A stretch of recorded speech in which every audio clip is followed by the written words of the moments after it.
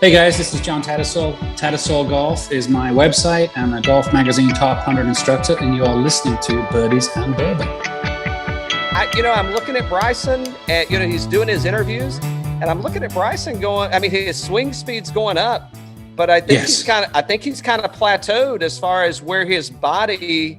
I'm going to use the term where he wanted to grow his body to.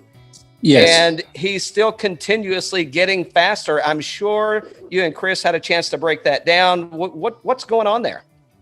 I think back to the food issue, I think he's still eating pretty well, but I think he's kind of tapering off on the protein shakes possibly. But he says he's trying to lean out of it now. I mean, he is a big kid now. He's strong. I don't know exact body weight, but he's putting a ton of muscle mass on. Last 18 months, which is pretty impressive. I mean, I saw the interview, which would have been 19, when he said, that I think it was the Vegas Invitational, the Vegas tournament. Hey, I'm going to take some time off. I'm going to get bigger. And it was kind of like, okay, whatever. And he did. And he got significantly bigger. He got significantly faster.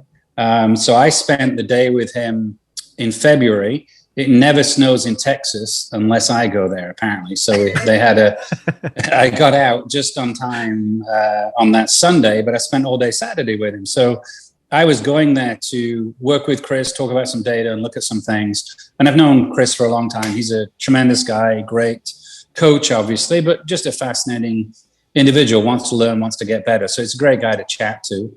And anyway, Bryson showed up. So we had 5 hours basically with Bryson. And he hit driver for seriously 2 hours straight, wow, like ripping at it. And so this was the Saturday before he went to LA for the LA Open. And I said, there's a lot of things we talk about, but I said, what's your week look like? Like, what's the training like? Because I was kind of getting exhausted watching him hit it. And every shot he hit, I've got my fingers in my ears because we're indoors in Como's lab. So I turned on my watch, and it has decibels on it. And he was in the dangerous range for my ears most of the time. So I'm literally doing this. And I have to do that a little bit indoors anyway. But he was 95 decibels plus every time he hit a driver. Wow. So it's like, what does this week look like? Like, it's Saturday, you're flying tomorrow. What's your week schedule look like from a periodization point of view? Because this is speed training, obviously, now. And he said, speed training. I said, okay, like every day? He goes, yeah, like, of course, every day. So, all right. So, like I said, he hit driver for 2 hours, pretty much nonstop, had the music cranking, getting pumped up, just ripping at it. And what surprised me the most, I mean, we talk a lot about use of vertical force, and unweighting is a word that's used quite a bit. How quickly he got out of the ground in the backswing, and how much effort was put in off the golf ball. So we were doing, we had 3D on him on his entire body from before. We had 3D on Kyle Berkshire, who's the world long drive guy at the moment. Yep. And he's been working with Kyle and with Chris to look at how he can generate more speed. And the amount that they stand up in the backswing and move off the ball in the backswing, so the center of mass moves up and back pretty much immediately in the backswing, was pretty dramatic. That was one of the things that most surprising to me. I knew that they moved up as their arms went up, but I thought it was kind of in concert with the arms going up. But they're moving up, and then their arms are kind of going up. So, the old keep your head still, take it back slowly, don't swing too fast in the backswing, stay calm, get your breathing right, stay now. Like, he's literally like looking like a weightlifter getting ready to lift a big weight. And that's what he was doing. He was absolutely mauling it. Wow. I said to him, we had a Foresight quad monitor set up, which is measuring ball speed. So we were doing some things swing-wise with him. And I said, can we look at the club speed to see, is the club speed going up, but you're not hitting it at the center? So we're actually moving the club speed up, but you may not be getting the ball speed up, because he wanted to be 210 ball speed. To give you an idea, 165 driver speed is about the average on tour right now. Wow. So think about it. He's going to 210. He's at 210 basically. I think on the range this morning or yesterday, it was showing 211 ball speed.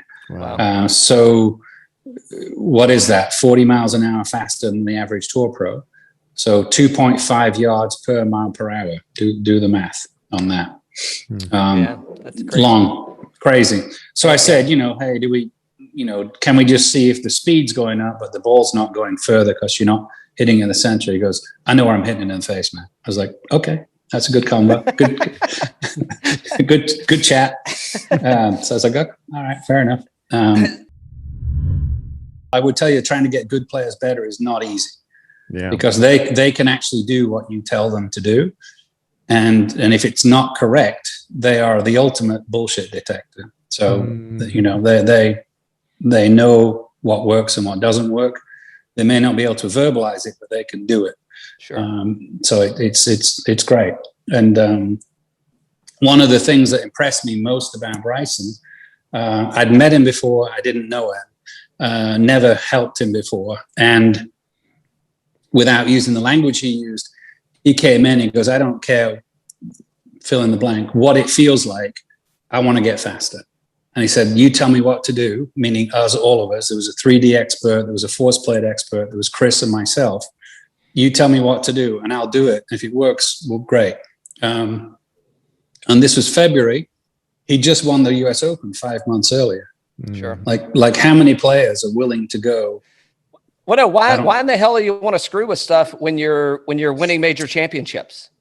I think the mindset to get to that level, and I had this conversation with Patrick Harrington a few years ago because they were busting on him for modifying his swing all the time. He goes, my swing does not resemble what got me on tour. So people saying, don't try and get better. He said, if I'd have done that, I'd never got on tour. So he said that is a constant mindset. You don't just get to a point and then go, okay. So that healthy paranoia that I have, they have probably times 10 because their entire income depends on how well they hit the golf ball. Here's the task. Here's what we're going to look at. We have 3D available. We have force plates available. We have launch monitor available. And him, I mean, you talk about a Sure. test dummy for speed. He was impressive and not scared. That's what impressed me about the mindset, which I loved because I've had, even at the highest level, I've lost clients on the PGA Tour because I have seen that they weren't as fast as they needed to be. And I have brought that up to them and they have not wanted to do those things to get better. So as a coach, I've then pulled back rather than say, look, get in their face and say, look, if you want to compete at this level, we need these ball speeds just because everybody else is trying to hit it further. And so the simple math is if you're hitting a shorter club into the green, like they did at Wingfoot, they knew that everybody was going to miss fairways. They were trying to miss fairways 330 yards down the hole. So if you missed a fairway and he's strong, he could wedge it or whatever out of the rough versus trying to figure out how to hit more fairways. Because when they got to Wingfoot, they basically figured out, I don't care who you are, you're going to miss fairways this week. Right. So we need to be as far down that field as possible. And that's really great for me as a coach because I've tried to get people to do that for a long time. And you may have had people on talking about shot patterns and that kind of stuff in the past, but now we can reverse engineer where players are hitting it to, where they're making birdies from, all that kind of stuff. I mean, there was for the longest time when I was doing practice rounds with players, we'd be out there and going, okay, if the pin's in the right, we need to be in the left or blah, blah, blah. And now they've looked at all this TrackMan, all the shot link data, too much data, and seen on the fairway when they put the grids down of where people made birdie from, they're making it from the rough, they make it from the right fairway, the left fairway, the left rough, the right rough. There's no correlation between being in the right place in the fairway and being able to make a birdie.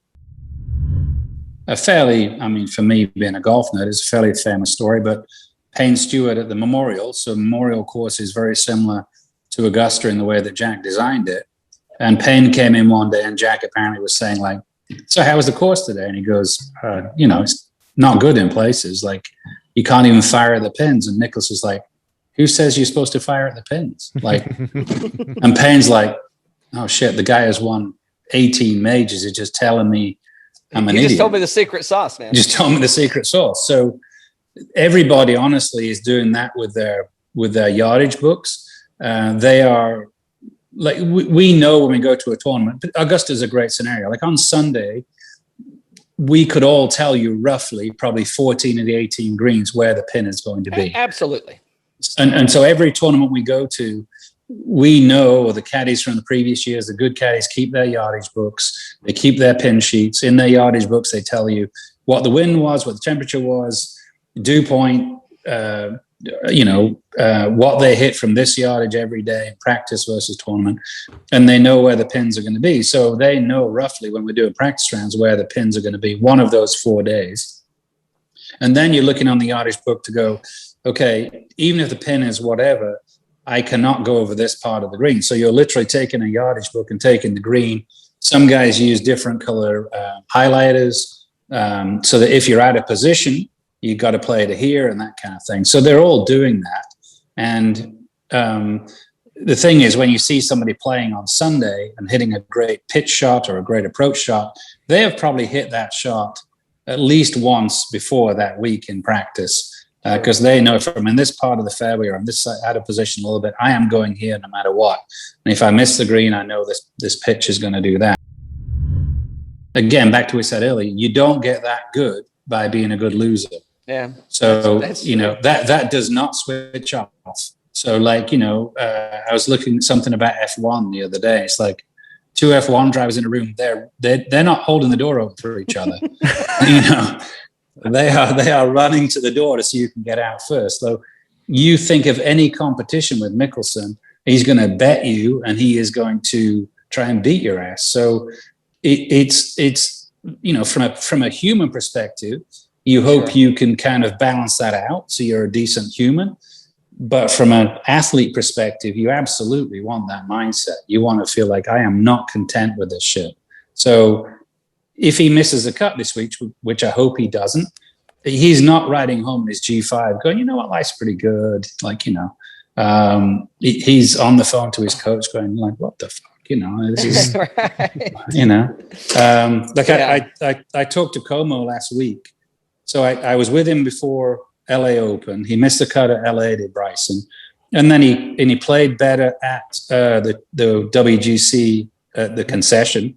And then I don't know which order it was in, whether it was Honda first and then Bay Hill, but he didn't play Honda, I don't think, but won Bay Hill and then almost won the Players. So third at the Players, yeah. Yeah, phenomenal. Like legit had a chance to win it. He was right there and should have possibly won it. Who knows? Yep. And so I talked to Como, and so I hadn't talked to him since I was with him in February. I talked to him last week. He was on his way home. And I said, how you doing? He goes, I'm worn out. He said, I've been on the road 6 weeks, teaching every day. And I said, and then he said, I'm talking to Bryson every night. I was like, okay. I said, how's that? I said, is he happy? He goes, no, he's not fucking happy. He's never happy. Right? No, he's on the phone like bitching about how it's going. And that's the mindset of a player. And that does not change. Like they are happy for a little while and then it's like, okay, let's go. 3D motion capture, force plates, video, it's all history. It's not the future. So we can tell you what you're doing, but when you need to move and how much, what magnitude, what direction, for how long, that's the future. So my job is to look at history, look at the data of what just happened, and then try and extrapolate what needs to happen ahead of time. Because if I'm telling you in the downswing, you need to do this, well, the downswing only lasts a quarter second. So if I'm trying to tell you something in the downswing, we need to back it up. So then what you're telling somebody in transition that's changing the downswing. So we need to look at data, but then we need to understand what input is that player, what do they need to do to make that actual change?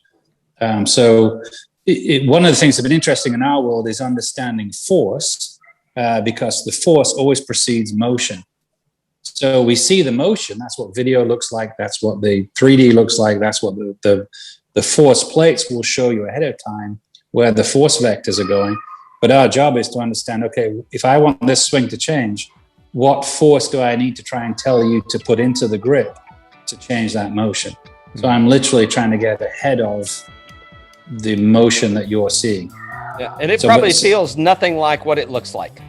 Oh, and that was one of the great things about Bryson. When he walked in, he says, I don't give a fuck what you tell me to do. I don't give a fuck what it feels like. I will do what you tell me to do.